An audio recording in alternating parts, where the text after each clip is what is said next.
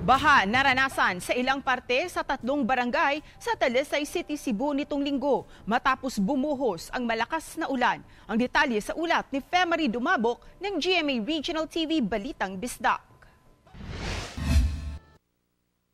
Aabot sa tuhod ang lalim ng baha na naranasan sa National Highway sa Barangay Bulacau at Linaw sa Talisay City noong Sabado. Ang pagtaas ng lebel ng baha ay nagdulot ng matinding trapiko sa National Highway. Makalipas ang 1 oras, humupa rin ang baha matapos pagtulungan ng Action Agad Team at kawanin ng Traffic Division Office ang paglilinis sa nabarang drainage.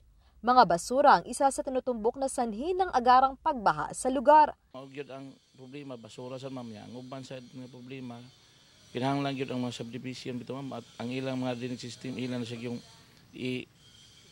tanawon na raw naunsa na ang ilang drainage system. Noong linggo, naranasan din ang baha sa Barangay Tabunok, bunsod pa rin ng malakas na ulan.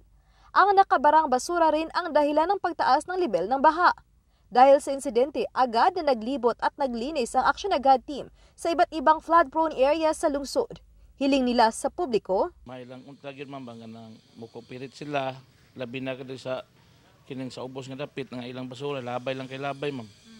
Nga di man gyud nato ingon nga ato ding maadto kay wa man ta nagsunod silang gilabay. Mula sa GMA Regional TV Balitang Bisdak, Femari Dumabok, nagbabalita para sa GMA Integrated News.